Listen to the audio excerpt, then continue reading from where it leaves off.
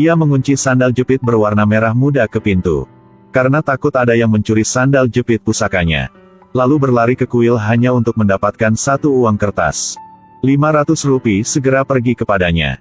Takut semua orang tahu itu. Dia langsung menempelkan stiker dewa di wajahnya. Memukul saya ya, saya menantang Anda untuk memukul saya. Semua orang pasti tidak berani. Karena di negeri ini, adalah ilegal untuk tidak menghormati para dewa. Berapa banyak uang yang bisa kakak ini dapatkan dengan menggunakan trik ini? Jika kuil tidak terbuka, dia akan berlari ke jembatan. Ambil 2 uang kertas dari orang buta yang tidak beruntung. Aduh, jumlah ini cukup untuk makan beberapa kali makan malam. Jika ini adalah perubahan musim dan tidak ada pakaian untuk dipakai. Dia masih berjalan dengan tenang di jalan. Ketika dia tidak melihat seorang pun di dalam mobil. Pasti akan ada pakaian di dalam. Ambil untuk dipakai sementara ya. Memanfaatkan ketika tidak ada yang memperhatikan. Tapi rasa estetikanya juga sangat trendy. Termasuk rompi dengan rok panjang. Semua orang di sekitar menertawakan. Bahkan ada bocah yang berlari ke arahnya karena ingin mempercepat roknya. PK merasa bingung. Apakah orang-orang di bumi ini begitu sangat aneh? Jika memakai rok panjang, orang akan menertawakan. Jika tidak memakai apa-apa, orang-orang juga akan menertawakan. Apakah mereka semua sakit? Benar. PK sebenarnya alien. Dia tidak mengerti aturan di bumi. Awalnya ingin datang ke bumi untuk melakukan penelitian. Tapi dia tidak menyangka bahwa ketika dia turun, dia bertemu dengan seorang perampok. Dan kebetulan, pencuri juga mencuri batu kontrol UFO. Game ini tidak menyenangkan, sutradara ya. PK tidak dapat menghubungi rekan senegaranya. Juga tidak bisa kembali ke planet induk. Hanya bisa mengembara di bumi. Untuk berintegrasi dengan kehidupan di sini. Dia mulai mengamati orang. Menemukan bahwa mereka semua mengenakan pakaian. Tapi selera mode sangat aneh. Misalnya paman ini. Menemukan ada yang salah dengan celananya. PK memiliki hati yang baik, jadi dia mengoreksinya untuknya. Tapi dia memasang wajah kesal. Saya baru saja mengoreksinya untuk Anda. Apa yang akan kau lakukan padaku, bajingan? Kamu lihat aku cantik, jadi kamu mau merayuku kan? PK merasa dalam bahaya, jadi dia melarikan diri. Tapi pemuda sial itu ditabrak mobil. Sopirnya juga sangat baik hati. Dia pikir pemuda itu terlihat sangat bodoh. Jadi pikir dia tidak tahu bicara. Dia bahkan berpikir dia bodoh karena dia menabrak pemuda ini. Jadi dia dengan ramah mengundangnya pulang ke rumahnya. Hei anak muda, ikuti aku pulang ya. Dalam perjalanan, pengemudi terus menceritakan kisah di surga dan di bumi untuknya. PK juga sangat mau ikutan. Tapi tidak mengerti apa yang dia sedang katakan. Namun alien memiliki satu kekuatan super. Hanya berpegangan tangan. Akan bisa membaca pikiran orang lain. Dia mencoba menyentuh tangan pengemudi. Dan telah mengerti kata-katanya. Tetapi pengemudi menolak untuk bekerja sama dengannya. Karena pikir dia sedang menganiayanya. PK hanya bisa menemukan orang lain. Hasilnya juga tidak terkecuali. Pengemudi itu langsung berpikir. Pemuda ini pasti sudah lama tertekan. Apakah Anda akan sedikit bersantai? Jadi dia mengambil PK untuk panggang ubi jalar. Baru ke sana, PK melihat monster memiliki 3 kepala. Monster itu menarik tangannya masuk ke dalam. TK tercengang tidak mengerti apa-apa sedang terjadi. Apa yang akan dilakukan monster ini padanya? Seperti itu. Dia dan monster berkepala 3 itu tinggal di tenda sepanjang malam. Tapi pemuda yang baik tidak melakukan hal buruk. Dan dia hanya memegang tangan monster itu sepanjang malam. Diam-diam, unduh paket lengkap bahasa penduduk bumi. Setelah 1 malam, PK akhirnya sudah mengerti. Saat ini tugas terpenting adalah menemukan batunya. Lalu panggil pesawat ruang angkasa untuk kembali ke planet induk. PK pertama ke rumah supir. Dia berbicara dengannya tentang dirampok. Pengemudi segera memberitahu dia sebuah cara. Anda harus melaporkan ini ke polisi. Setelah mendengarkannya, PK masuk ke mobil untuk mencari polisi. Polisi mengira orang ini gila. Kehilangan hanya sebuah batu dan pergi ke polisi. Ayo, keluar dan bermain agar biarkan saya bekerja. Tidak ada jalan lain. PK hanya harus meminta orang lain untuk membantunya. Tapi semua orang bilang, mohon doanya ya Allah. Hanya dewa yang bisa membantumu. PK agak membingungkan. Apa itu dewa? Apakah dewa begitu rohani? Dia bertanya kepada pemilik toko pinggir jalan lagi. Anda lihat ya, ini adalah dewa. Patung itu dibanderol dengan harga 40 Rs. Patung yang lebih besar adalah 80 rupiah. Saya akan menjual untukmu dengan harga murah ya. PK, meski sulit dipahami, tetapi dia masih membeli. Ketika dia mendapatkannya, dia ingin sedikit bereksperimen. Ya dewa, saya sudah lapar. Tolong kirimkan saya makanan. Saat itu, seseorang lewat. Beri pengemis itu makanan. Dia juga meletakkan kue untuk PK. Oh my god. Itu benar-benar ada.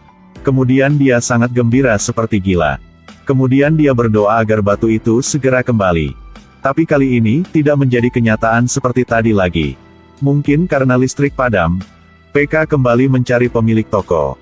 Bertanya apakah dia bisa menukarnya sebuah baterai baru atau tidak. Apakah orang ini gila? Pemilik toko memberitahu dia sebuah kalimat. Patung kecil ini tidak dapat memenuhi keinginanmu.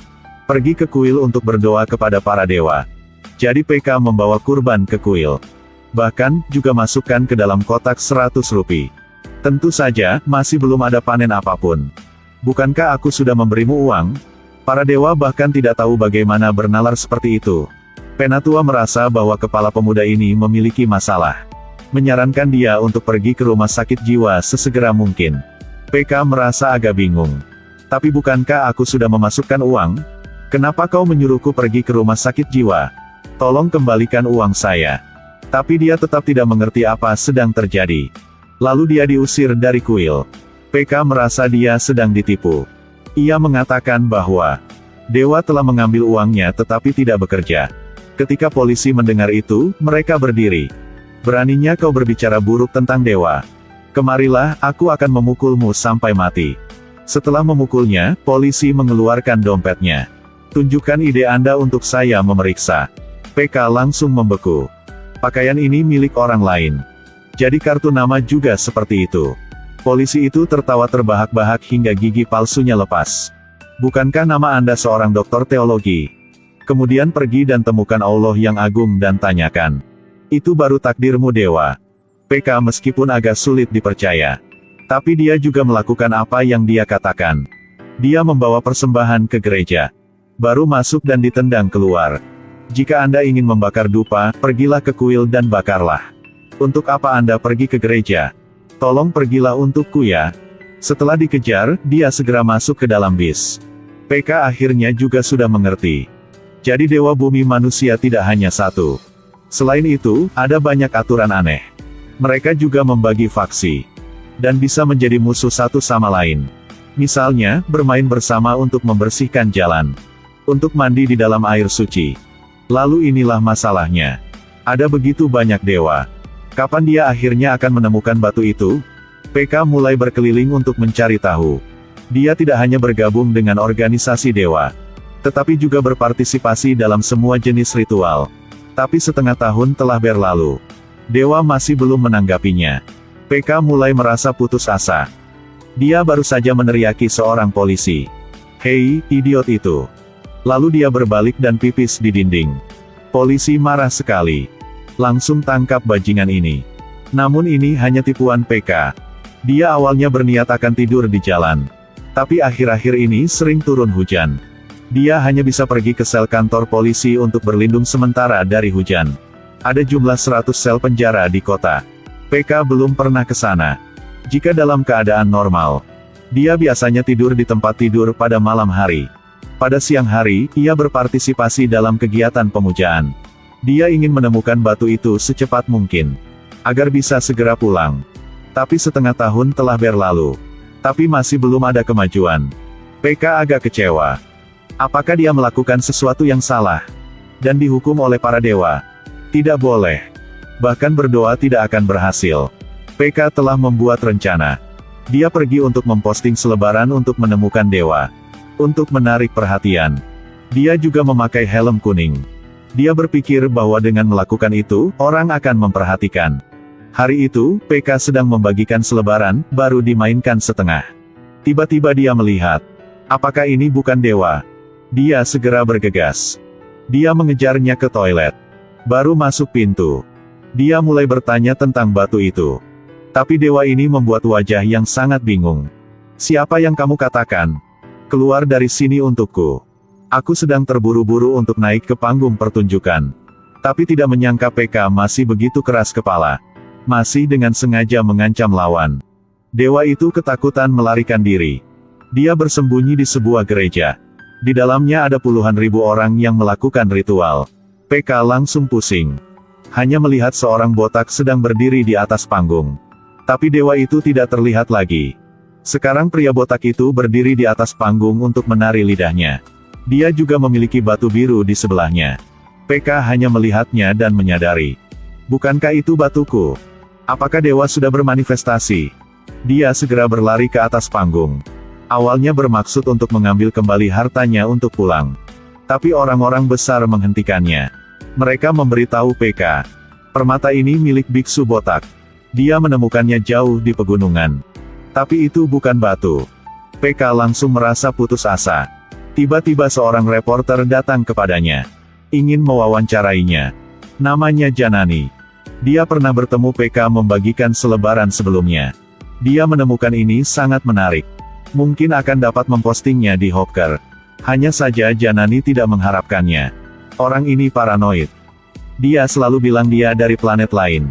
Dia bahkan mengatakan dia tahu cara membaca pikiran orang lain. Sentuh saja tangan orang lain. Maka dia bisa tahu apa yang mereka sedang pikirkan. Janani tidak percaya. Anda sudah terlalu banyak menonton film fiksi ilmiah. Ada seorang lelaki tua yang meraih tangan PK. Mengatakan bahwa istrinya sakit. Butuh dana segera untuk operasi.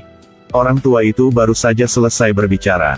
PK memberikan semua uangnya kepada orang tua itu. Dia segera tertawa terbahak-bahak. Apa yang bisa membaca pikiran? Anda telah ditipu oleh seseorang dan Anda bahkan tidak mengetahuinya. PK hanya dengan santai mengatakan itu. Anda bilang tidak salah. Orang tua itu penipu. Tapi dia bukan orang jahat. Istrinya ingin makan makanan lezat untuk ulang tahunnya. Tapi karena dia ingin makan es krim. Itu sebabnya orang tua itu menipu saya. Janani tidak percaya apa yang dia katakan. Paranoid yang sangat bagus ya. Akibatnya, dia baru saja berbalik. Kemudian dia menemukan lelaki tua itu memasuki sebuah restoran. Dia mengikuti. Memang, dua pria dan wanita tua saling memberi makan es krim. Sekarang dia tidak bisa tidak mempercayainya. PK benar-benar alien. Dia membawanya pulang ke rumahnya. Lalu pikirkan sebuah cara. Bersiap untuk membantunya menemukan batu itu. Hari berikutnya dia membawa PK ke stasiun TV. Dia dan PK pergi ke daerah biksu botak. Dia segera mendengar berita itu. Pria botak ini berkeliling berkhotbah. Mengatakan batu birunya sangat kuat. Sentuhan bisa menyembuhkan semua macam penyakit. Hanya butuh memasukkan 500 rupiah ke dalam kotak. Anda dapat mengetahui dengan melihat ini bahwa ini adalah scammer. Ketika mereka memasuki pintu, si botak sedang mengajar seorang paman. Istri paman ini sakit parah. Kata dokter tidak bisa disembuhkan. Dia ingin meminta bantuan pria botak itu. Pria botak itu berpura-pura berdialog dengan para dewa. Lalu memberitahu paman itu. Dia baru saja pergi ke makam kuil di Gunung Dewa. Maka penyakit istrinya dapat disembuhkan. Sekarang PK bilang bahwa istrinya sedang sekarat. Anda tidak membantu menyembuhkan penyakit tetapi juga menyuruh datang? Apakah ini tidak merusak bisnis orang lain? Anda mengatakan dia pergi mencari kuil.